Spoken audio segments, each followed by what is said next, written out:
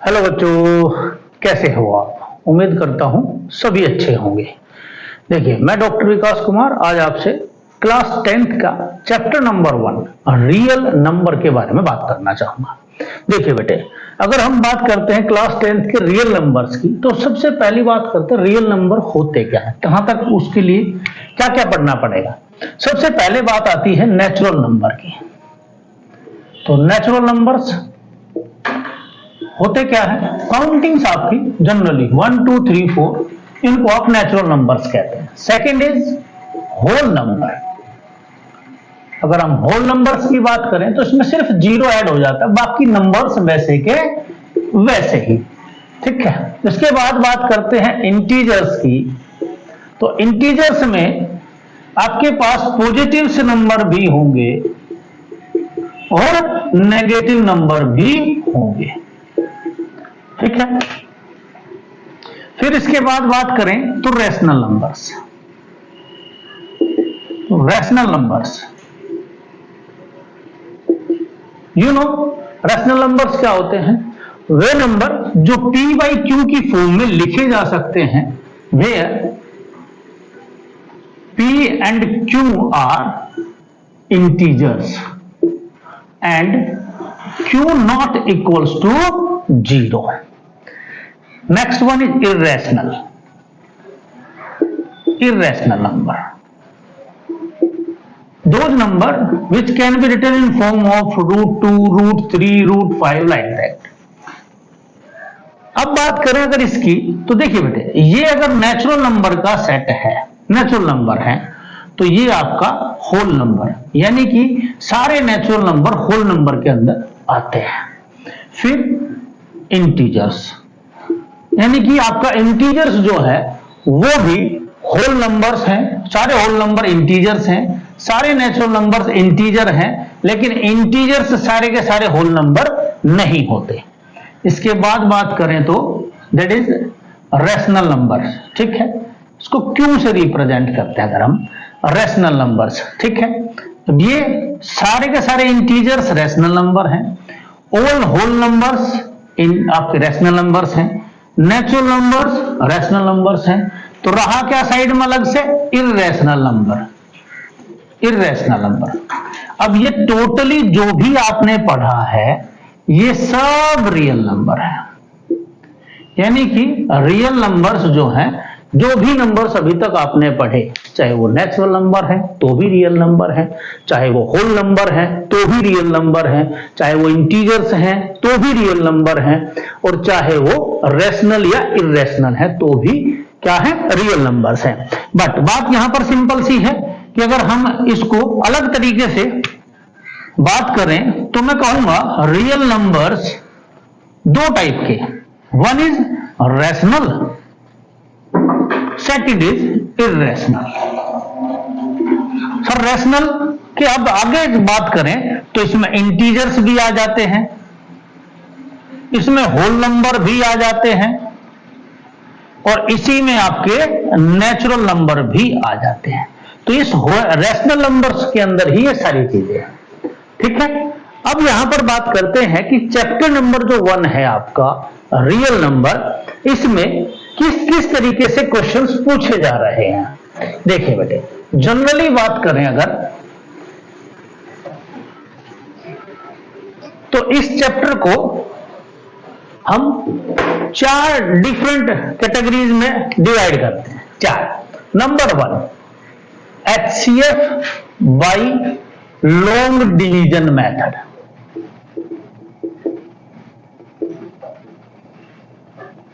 जिसको एक नाम दिया यूक्लिड डिवीजन एल्गोरिथम। चलिए, second one is HCF and LCM by prime factorization method.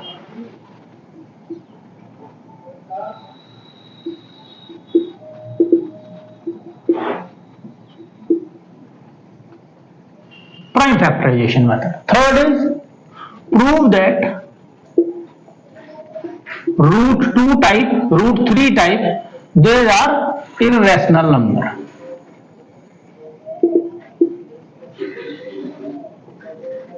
And the last one is without actual division. Check जो आपके पास P by Q rational numbers हैं वो आपके टर्मिनेटिंग और non terminating without actual division. तो अगर हम बात करें तो हमारा रैशनल नंबर इन 4 अलग अलग पार्ट्स में डिवाइड है। ये आजकल सिलेबस से कट, यानी कि लॉन्ग डिवीजन मेथड जो हम पहले पढ़ते थे, जिसको हमने नया नाम दिया था यूक्लिड्स डिवीजन एल्गोरिथम, जिसमें हम बात किया करते थे dividend equals to divisor into quotient और प्लस रिमाइंडर टाइप की। तो इसको इन्होंने क्या किया, सिलेबस से डिलीट कर दिया, यानी कि आजकल सीबीएसई इस क्वेश्चंस को नहीं पूछ रही है, इस टाइप के क्वेश्चंस को। तो रहा क्या, यानी कि अब हमारे पास ये 3 टाइप के क्वेश्चंस हैं। तो बात करें अगर हम पहले टाइप के क्वेश्चन की, यानी कि एचसीएफ और LCM by prime factorization method की, तो यहां पर सबसे पहले सीखना पड़ेगा हमें फंडामेंटल थ्योरम ऑफ अर्थमेटिक। देखिए बेटे, अब ये फंडामेंटल थ्योरम क्या कहती है।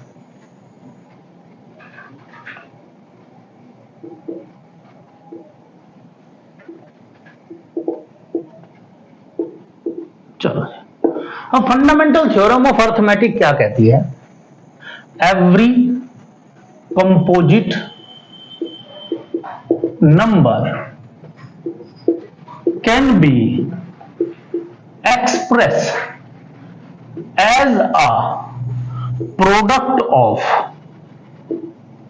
प्राइम्स। तो यानी कि यहां पर अगर हम बात करें तो हमने 2 डिफरेंट वर्ड्स की बात की, one is primes and second is composite. अब ये क्या है सर, देखो प्राइम के बारे में आप पढ़ते हैं बेटे, प्राइम्स के बारे यानी प्राइम फैक्टर के बारे में कहो, प्राइम नंबर्स के बारे में कहो, ये सब आप पढ़ते हैं। कंपोजिट नंबर के बारे में भी आपने पढ़ रखा है। अब क्या पढ़ा सर, उसके बारे में थोड़ा सा डिस्कशन कर देते हैं। Prime numbers are those number which have 2 factors. देखो 2 फैक्टर्स की बात करता है, यानी कि one is 1 and second is itself.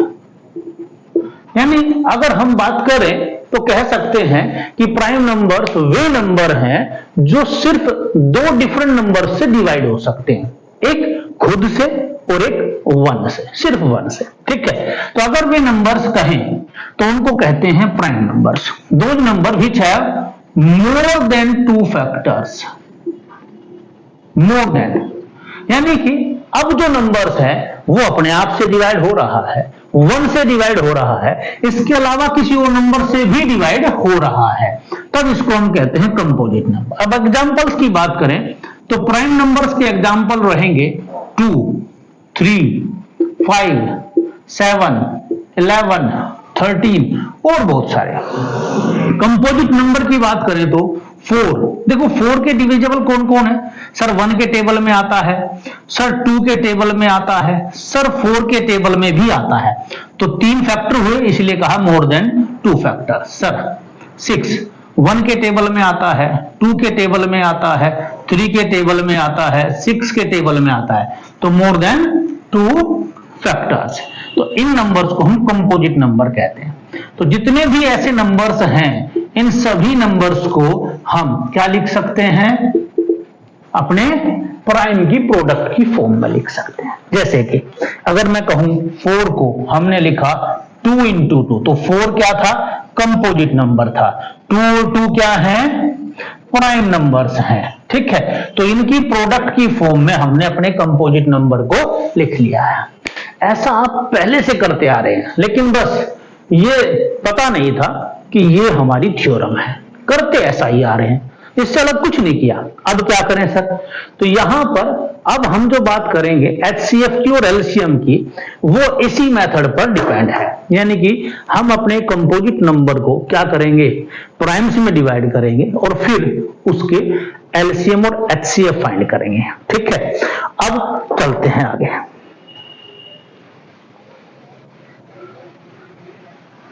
कुछ क्वेश्चंस को ले लेते हैं। देखिए बेटे, सबसे पहले कुछ आसान आसान से प्रश्न मान लेते हैं। Find HCF and LCM of, एक नंबर 12 है और सेकंड वन इज 15। बड़ा सिंपल सा क्वेश्चन है। देखो बेटे, 12 के हमने प्राइम फैक्टर किए और 15 के भी प्राइम फैक्टर। 12 को 2 से डिवाइड किया तो 2 6 जा, ठीक है, चलो 6 को यहां लिख दे, क्योंकि 6 एक कंपोजिट नंबर है। 6 को फिर 2 से डिवाइड किया, 2 3 जा, अब ये भी प्राइम, ये भी प्राइम, ये भी प्राइम, चलो इसको हटा दो। ठीक है, यानी कि आप इसको साइड में ऐसा किया करते थे जो आप जब छोटे हुआ करते थे। अब आप छोटे नहीं हो तो इसलिए डायरेक्टली कर सकते हो। सेम ऐसे ही 15 के भी आपने प्राइम फैक्टर किए, 3 से डिवाइड किया तो यहां पर आपने लिखा 3 into 5। देखिए, कोशिश यही करनी है ज्यादातर, अगर आप कर सकते हैं तो जो फैक्टर कॉमन है उनको एक के नीचे एक आते चले जाएं, जो नहीं है कॉमन उनको साइड में लिख दें। सर इससे फायदा क्या होगा? इससे फायदा ये होगा जब आप एचसीएफ फाइंड करेंगे तो वो आप लोग डायरेक्टली दिखाई देगा। तो एचसीएफ मतलब हाईएस्ट कॉमन फैक्टर, तो हाईएस्ट मतलब जितने भी नंबर्स आपके पास है जिनका आप एचसीएफ फाइंड करना चाहते हैं इन सभी में कॉमन हो, तो इन सब में कॉमन था 3।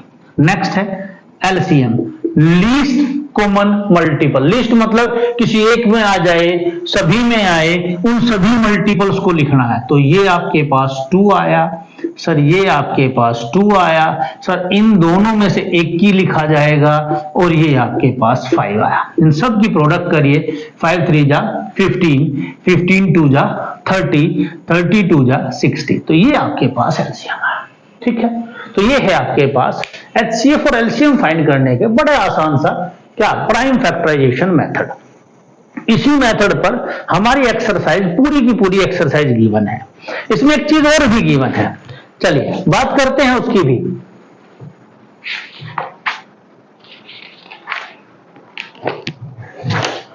कुछ और क्वेश्चंस। ये बड़ा आसान सा क्वेश्चन था सर, थोड़ा सा और मुश्किल सा क्वेश्चन ले लो। मुश्किल होते ही नहीं क्वेश्चन, क्वेश्चन बड़े आसान होते हैं। देखिए बेटे, नेक्स्ट क्या है, एक नंबर है 26 और एक नंबर है 91। चलिए जी, 26 के प्राइम फैक्टर करते हैं, 2 से डिवाइड 13, ओके, चलो 13 भी प्राइम ही है, तो हमने लिखा 2 into 13। फिर 91 के भी करने सर, तो 91 को हमने 2 से डिवाइड किया, नहीं होगा सर, 3 से डिवाइड किया, नहीं होगा सर, तो हम ऐसे ही चलते गए तो 7 से डिवाइड हुआ, 7 1 जा 7, 7 3 जा 21, तो 13, तो यार 13 into 7। चलिए एचसीएफ फाइंड करेंगे हम सबसे पहले, तो जो कॉमन है वो लिख लीजिएगा। एलसीएम किया तो जो पहला है वो लिखा जाएगा, एक बार 13 एक ही बार, फिर 7 मल्टीप्लाई किया, 13 7 जा 91 और 91 into 2 यानी कि 182, ये आपके पास एलसीएम है। और भी ऐसे बहुत सारे क्वेश्चंस हो सकते हैं। अब इसमें एक और कंसेप्ट है, वो कंसेप्ट क्या है समझिएगा, कि अगर आपके पास 2 नंबर्स हैं, देखो जैसे ये 2 नंबर्स हैं दिखाई दे रहे हैं आपको, अब इनके एचसीएफ और एलसीएम भी फाइंड हो चुके हैं। अब आप यहां पर एक चीज चेक करिएगा कि अगर मैं इन नंबर्स की प्रोडक्ट करूं और इस एचसीएफ की और एलसीएम की प्रोडक्ट करूं तो क्या दिखाई देगा आपको, यानी कि क्या आंसर आ सकता है, क्या दोनों इक्वल होंगे, क्या इक्वल नहीं होंगे, चेक कर लेते हैं। वैसे ये कंसेप्ट है कि इक्वल ही होते हैं। क्या कंसेप्ट है कि if you have 2 numbers A and B, तो उन दोनों की प्रोडक्ट उन दोनों नंबर्स के एलसीएम और एचसीएफ की प्रोडक्ट के इक्वल होता है, ऐसा कुछ कंसेप्ट है, उसी को चेक कर रहे हैं। चलिए चेक करते हैं, मल्टीप्लाई करते हैं, 13 2 जा 26, मल्टीप्लाई कर लेते हैं अलग से, कोई प्रॉब्लम नहीं है।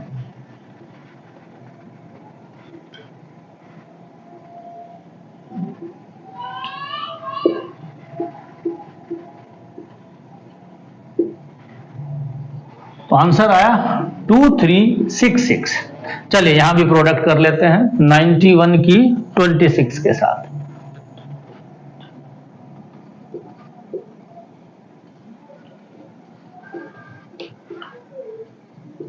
ये भी आंसर आया 2366।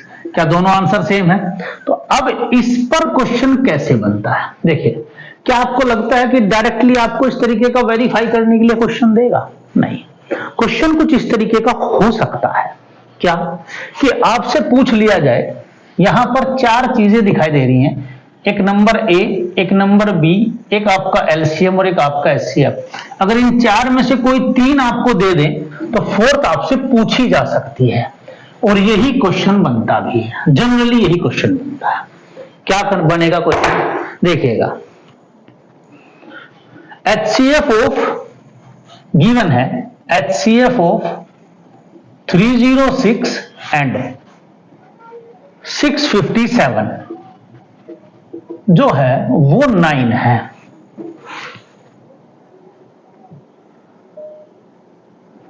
फाइंड करना है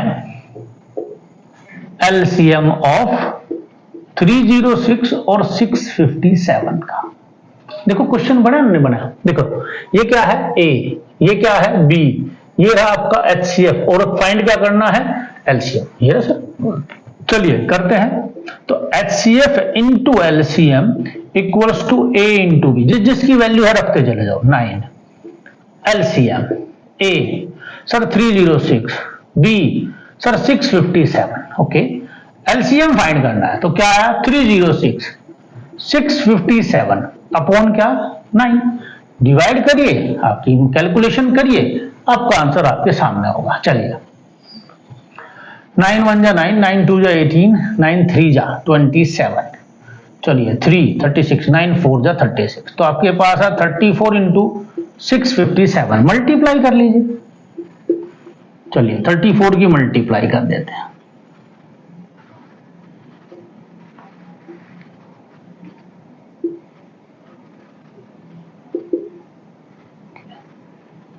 तीन 721 और 2 3 5 15 2 17, 1 3 18 और 1 19, 8 3 3 2 और 2।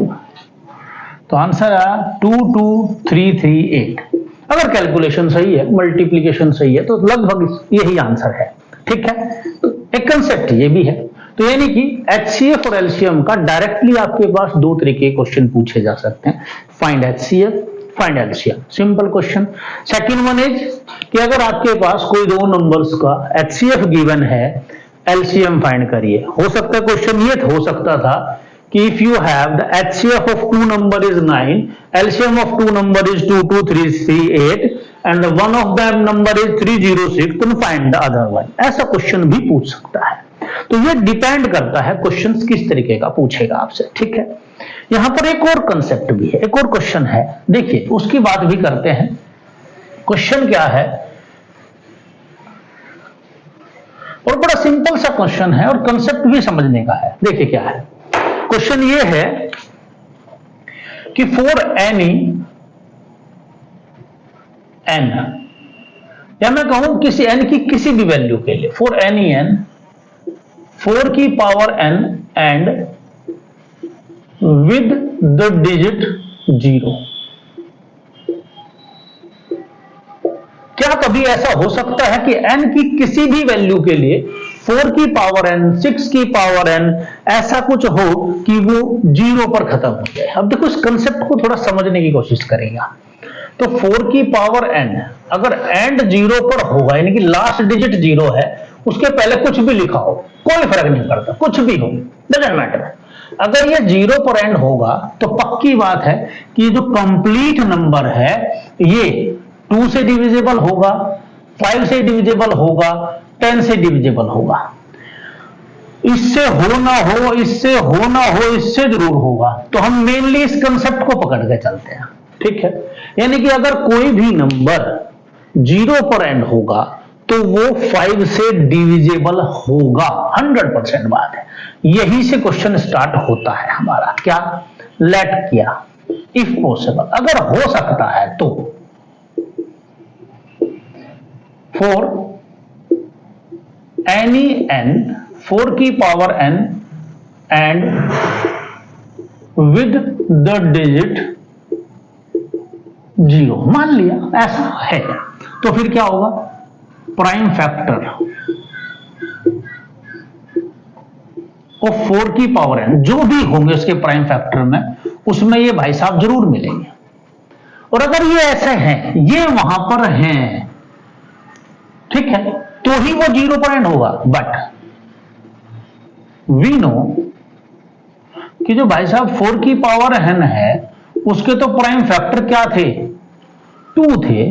तो 4 की पावर n के जो प्राइम फैक्टर हैं दैट इज 2 नॉट 5। अब ये तो क्या कंसेप्ट आया भाई, हमने लेट क्या किया था कि सर जी 0 पर एंड हो रहा है, तो कंसेप्ट ये कहता है कि वो 5 से डिविजिबल होना चाहिए, उसके फैक्टर्स जब भी लिखे जाएंगे उनमें 5 जरूर आएगा। लेकिन 4 के जब मैंने प्राइम फैक्टर किए तो 2 into 2, अब 2 की पावर n और 2 की पावर n यानी कि 2 और 2, तो 4 की पावर n के प्राइम फैक्टर 2 है, 5 तो नहीं है। तो सर जी ये तो कंट्राडिक्शन हो गया, ठीक है। क्यों सर, ऐसा क्यों हुआ?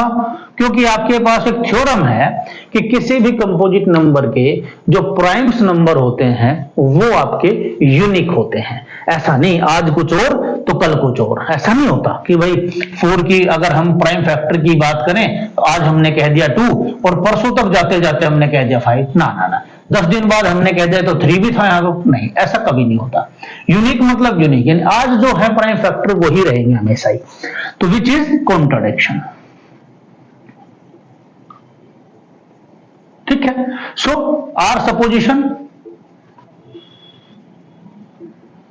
Was wrong. भाई क्या लेट किया था हमने कि किसी n के लिए ये भाई साहब 0 पर एंड होता है, तो there are no value of n for which 4 की power n end with the digit 0, ठीक है। तो यही आपका कंसेप्ट था जो आप बात करते हैं रियल नंबर की फर्स्ट एक्सरसाइज। आजकल जो फर्स्ट एक्सरसाइज है इसमें यानी कि 2-3 तरीके के क्वेश्चंस पूछे जाते हैं। HCF LCM by the prime factorization method जो हमने बात कर ली। अगर HCF और एलसीएम पर हम एक दूसरे क्वेश्चन की बात करें तो वो हो सकता है कि 2 नंबर्स की product equal to HCF into LCM, उस पर क्वेश्चन बन सकता है। या फिर एक मोस्ट इंपोर्टेंट टाइप का क्वेश्चन ये बनता है कि 4 की power n end with the digit 0, 6 की पावर n 6 की power n end with the digit 0। तो ये टाइप के क्वेश्चंस आपसे पूछे जाते हैं। कल नेक्स्ट क्लास में हम फिर बात करेंगे। अब बात करेंगे हम आपके क्या इर्रेशनल नंबर्स को कैसे प्रूफ करते हैं, ठीक है। अगर आपको वीडियो अच्छी लगी हो तो उसको लाइक करिए, शेयर करिए। Thank you very much.